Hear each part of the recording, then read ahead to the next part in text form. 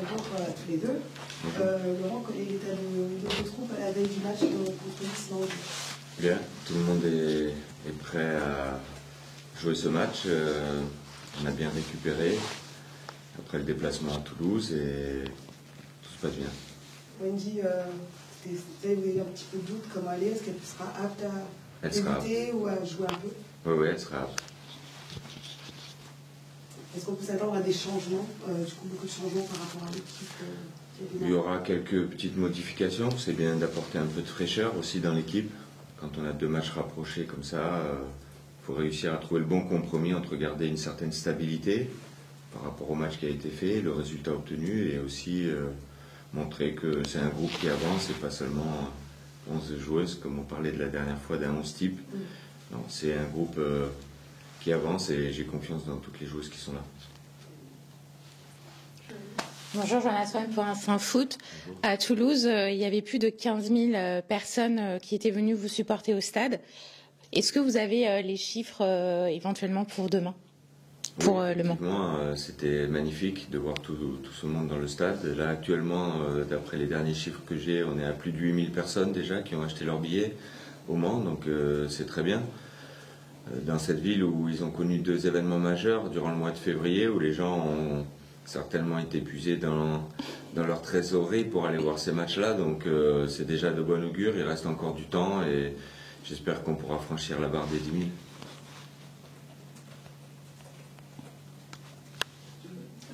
À quel style d'opposition vous attendez à cette distance? Une opposition musclée, on le sait. C'est une équipe solide, avec un bloc compact, et une équipe habile en transition, avec Yon Dotir qui reste en pointe, qui défend pas beaucoup, mais qui est toujours à l'affût des opportunités dès la récupération du ballon. L'Islande va essayer de jouer la contre-attaque. On a vu qu'elles ont fait match nul en Suisse. Elles ont l'avantage ou le désavantage, on peut le prendre d'un côté ou de l'autre, de jouer deux matchs à l'extérieur. Nous, on joue deux matchs à domicile. Donc elles se positionnent d'une manière peut-être capitaliser un petit peu de points et pas prendre de but déjà pour elles, pour après avoir leur destin en main avec 3 matchs à domicile sur 4, dans un contexte où en Islande on sait que c'est jamais facile. Donc je suppose qu'on peut tomber sur une équipe qui va de temps en temps vouloir nous surprendre, à la fois par du pressing, mais aussi une équipe qui va essayer d'être hermétique et de jouer la contre-attaque. Bonjour, c'est Lionel pour l'équipe. Justement, avec ce système et ce à quoi tu t'attends, est-ce qu'on peut s'attendre aussi à un changement, toi, tactique?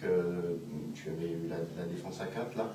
Peut-être que s'il n'y a qu'une tire devant, à mettre le 3 central et les pistons pour essayer d'aller plus vite devant, de faire le siège. Certains entraîneurs vous diront que rester à 3 pour une, c'est se priver de 2 joueuses pour attaquer. Donc c'est toujours un équilibre entre l'aspect défensif et offensif qu'il faut réussir à conserver. On ne va pas se mettre en position de défendre alors même qu'on est en train d'attaquer. Il y a aussi une petite part de risque à prendre, mais toujours être vigilante dès la perte de balle face à ce genre d'équipe qui va systématiquement rechercher la profondeur pour trouver cette joueuse qui est une joueuse très rapide. Jenny, la dernière fois que tu as joué l'Islande, tu as mis un doublé. Quel souvenir tu as de cette équipe-là et quel style de jeu c'est l'Islande? Son style de jeu n'a pas changé avec tous les matchs que j'ai déjà joué contre elle, mais c'est une équipe rugueuse, une équipe organisée, une équipe avec des qualités athlétiques. Et forcément que je garde un bon souvenir, on avait gagné. Je pense aussi au match de l'Euro qu'on avait gagné aussi, même si ça avait été difficile. Mais c'est toujours des matchs compliqués, donc il faut savoir manier cette équipe et essayer de trouver des espaces parce qu'elles ne vont pas nous en laisser beaucoup. Comme l'a dit le coach, en plus elles sont à l'extérieur. Mais à nous justement à domicile de faire la différence rapidement pour pouvoir gagner ce match. Et je pense que c'est important qu'on marque vite parce que c'est comme ça aussi qu'on arrive à asseoir un peu plus notre domination sur les matchs. Et on l'a vu même au dernier match, après le but, on est un peu plus libéré. Donc il faut qu'on arrive à jouer notre jeu dès le début du match, ça sera important. Mais en tout cas, oui, l'Islande est une équipe, on l'a vu même dans ses derniers résultats. une équipe difficile à affronter et qui a eu de bons résultats face à de grandes nations européennes. Donc on va être vigilante, on est prévenus et à nous de faire un grand match. Bonjour Eugénie, ce rassemblement sera historique pour vous, vous rentrez encore un peu plus dans la légende, 198 sélections, vraisemblablement demain 199. Qu'est-ce que vous apportez justement avec votre expérience aux jeunes joueuses comme Melwen qui vit sa première sélection avec les Bleus actuellement? La première chose, c'est de bien les accueillir. Forcément, quand une nouvelle joueuse arrive ici, c'est jamais facile et on peut facilement être impressionné par l'équipe, le château, le contexte. Donc, essayer de mettre à l'aise les filles. Et puis après, c'est donner l'exemple. C'est pas toujours par la parole, mais c'est aussi par mes actes. Et j'essaie de leur montrer le chemin. Après, il n'y a pas de vérité dans le foot. Mon chemin n'est pas celui des autres. Mais en tout cas, j'essaie de montrer mon exemple à moi et ce qui m'a fait arriver jusqu'ici. Et voilà, après, ce record, forcément, on m'en parle depuis maintenant pas mal de temps, presque des années. Donc voilà, c'est quelque chose forcément auquel je pense, même quand je ne veux pas y penser. Mais voilà, j'espère que ça sera fait rapidement, comme ça on n'en parlera plus. Mais non, forcément, c'est un moment particulier parce que c'est quelque chose de grand. J'ai connu aussi quand Sandrine Soubeyran, la première fois, avait battu Lilian Thuram, j'étais là et je m'en rappelle très bien. J'étais là la deuxième fois quand elle a arrêté sa carrière et qu'elle a atteint ce nombre. Donc voilà, c'est un honneur pour moi déjà de l'égaler. Et je sais la carrière qu'elle a eue aussi. Une longue carrière, beaucoup de matchs, beaucoup de compétitions. Donc voilà, c'est une fierté forcément. Justement, on posait la question à Marie vendredi. Elle disait que lorsqu'elle va battre ton record, est-ce que tu te rends compte à quel point tu as mis la barre haute et tu es aussi meilleure buteuse de l'histoire de la sélection. Est-ce que quand tu as démarré, tu imaginais tout ça? Non, pas du tout.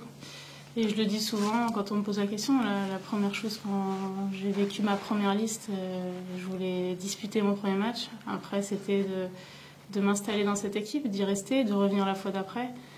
Et en fait, les sélections, les compétitions s'enchaînent et ça passe vite. Et c'est ce que je dis aussi aux filles, c'est que j'ai pas vu le temps passer.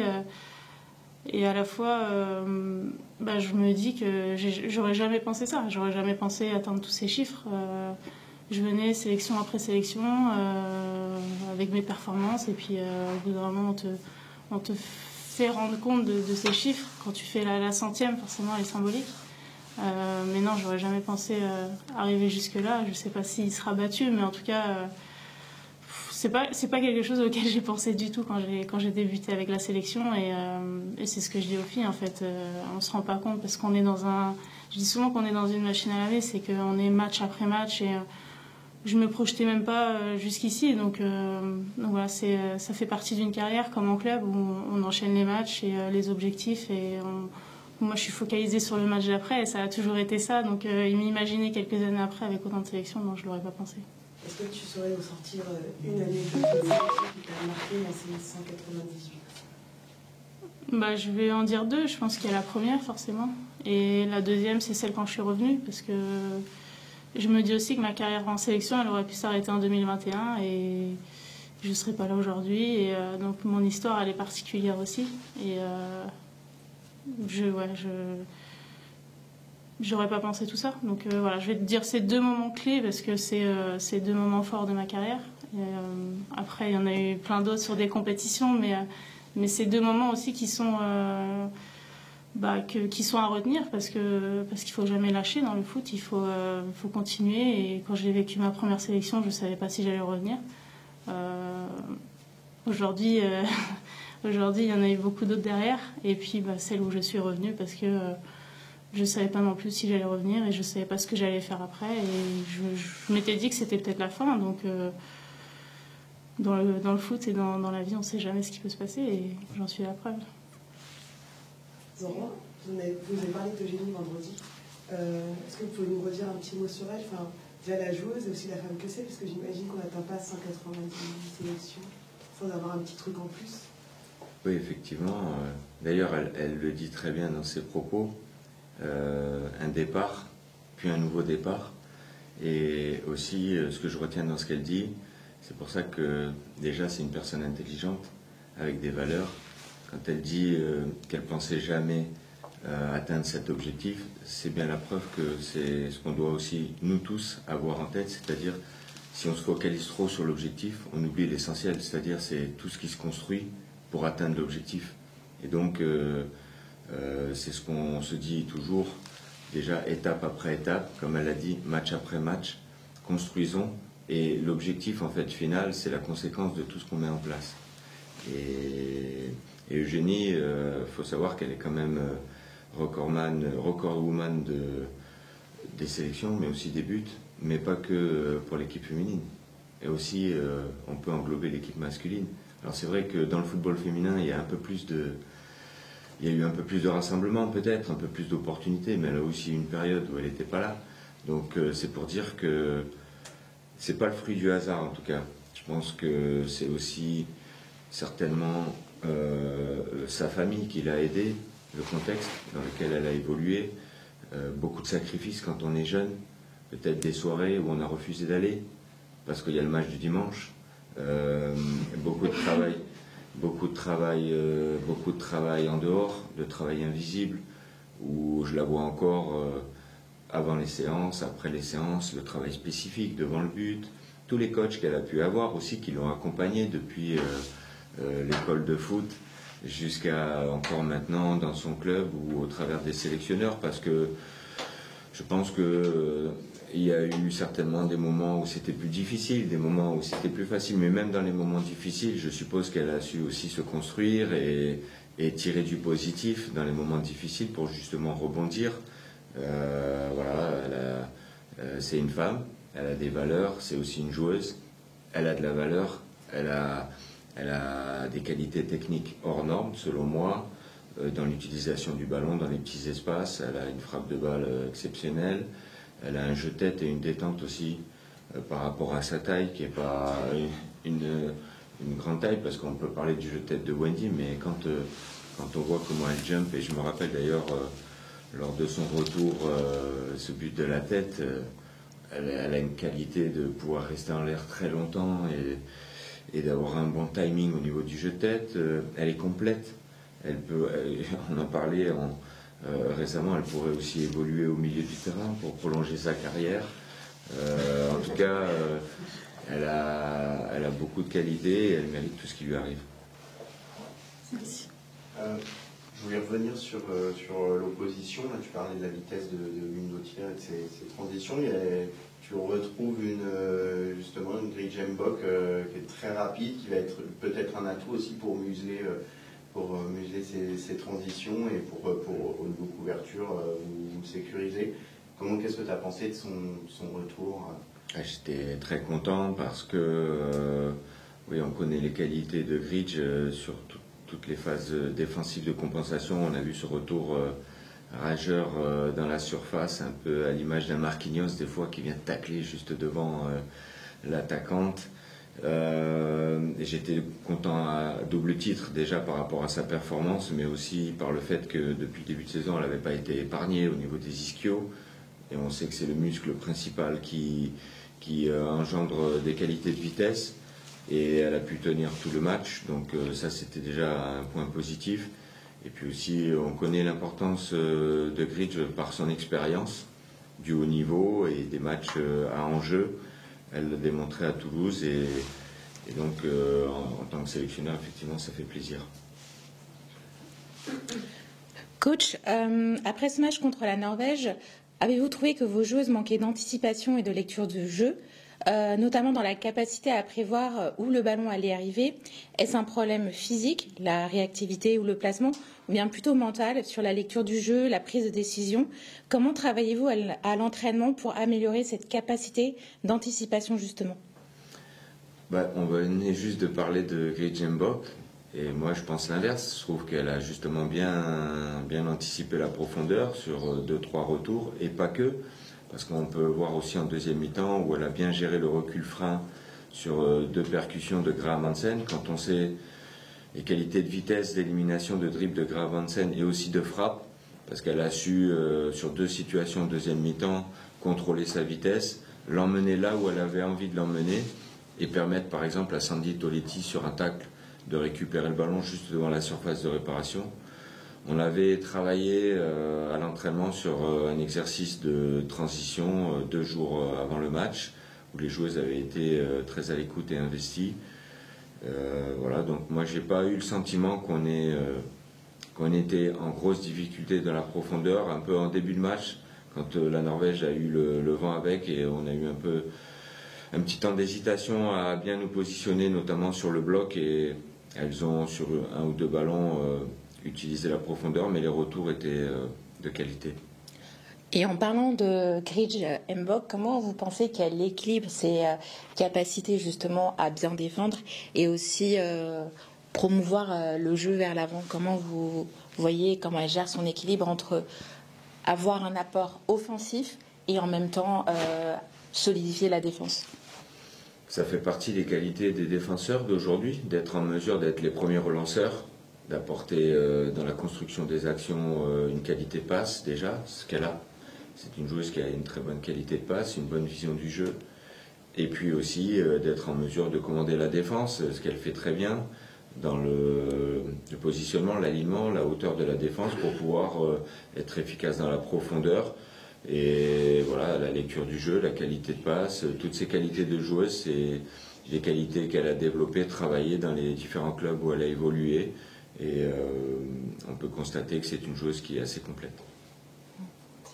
Je vais revenir sur les gardiennes. Vous nous avez dit que Pauline allait enchaîner. Je veux savoir un petit peu comment Constance l'avait accueilli cette décision. Est-ce que vous avez eu besoin d'en parler beaucoup avec elle? Et Eugénie, je la connais un petit peu maintenant, Pauline, qu'est-ce que tu peux nous dire d'elle? On a l'impression qu'elle a quand même pas mal évolué depuis la Coupe du Monde 2023. Est-ce que tu es d'accord avec ça? Oui, et Pauline, je l'ai vue évoluer depuis maintenant pas mal d'années, parce que je l'ai connue à ses débuts à Lyon. Donc j'ai vu l'évolution qu'elle a pu avoir. Donc je pense qu'elle n'a pas de limite. C'est une gardienne qui continue d'évoluer, qui continuera d'évoluer si elle est à l'écoute, si elle continue d'avoir envie de progresser. Après, ce que je peux dire, oui, la Coupe du Monde 2023, forcément, ça a été un moment clé de sa carrière. Et aujourd'hui, je la trouve plus posée. Alors, elle est encore un peu hyperactive, mais non, je lui dis souvent, je lui dis, il faut qu'elle... Parce qu'une gardienne, on a besoin forcément qu'elle soit plus tranquille, mais ça fait partie aussi de ses forces, donc il faut qu'elle trouve le bon équilibre. Mais oui, j'ai vu une gardienne grandir, on va dire, au fil des années, et aujourd'hui, elle joue dans un bon club, et elle continue d'avancer en sélection et d'engranger de l'expérience, parce que c'est ça aussi qui fait la différence sur des compétitions, sur des matchs. Donc ça fait partie de la panoplie du jeu qu'elle doit avoir. Mais en tout cas, c'est une belle personne et quelqu'un qui est important dans le groupe et qui l'est aussi sur le terrain. Oui, effectivement, Pauline va enchaîner demain. Et oui, j'ai discuté avec Constance, évidemment, et ça se passe très bien. Elle est portée vers le haut, elle est en soutien de Pauline aussi. Les deux sont vraiment dans une bonne émulation au niveau des entraînements et tout se passe très bien. Qu'est-ce que vous apporte Pauline? Tu as décidé de la mettre numéro 1.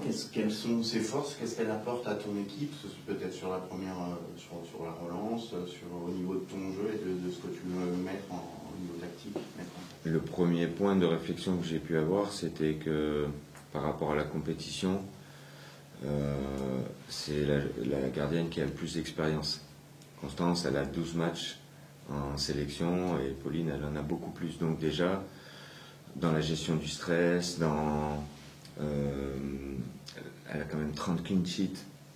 Donc c'est pas rien. Et j'espère demain un 31e clean sheet. Et quand on est gardienne, quand on est la dernière joueuse de la défense quelque part, c'est aussi bien pour les défenseur de savoir qu'on a une gardienne qui est en capacité de ne pas encaisser de but. C'est une gardienne qui a aussi une qualité de relance, une qualité de frappe. Elle est gauchère, donc elle a du caractère. Comme disait Eugénie, elle peut être des fois un peu hyperactive, mais on a aussi besoin d'avoir dans les buts une personne qui inspire la crainte aussi chez les adversaires. On a vu sur ses sorties aériennes avec le vent de face qui n'était pas évident au premier poteau, elle a été courageuse, elle est allée mettre le point, elle est allée au combat. Et ça, c'est des qualités qui sont importantes quand on est en compétition. Donc c'est une gardienne complète et je la vois, comme dit Eugénie, je la vois un peu plus sereine. Peut-être que le fait d'avoir échangé, discuté, aussi le fait qu'elle sente que Constance est là dans une concurrence saine, c'est aussi une bonne chose. On a l'impression que elle a une faculté de résilience quand même, parce qu'à chaque fois elle a des épreuves, ou alors elle devient numéro 2, mais elle baisse jamais les bras. Enfin, elle a une vraie force de caractère. Elle a une vraie force de caractère, et en tout cas, elle a aussi beaucoup de respect parce qu'elle ne s'est jamais exprimée ou elle ne s'est jamais plainte de quoi que ce soit. Elle aurait pu à des moments donnés avoir un état d'esprit plutôt négatif, mais malgré tout ce qu'elle peut endurer, elle répond toujours présent.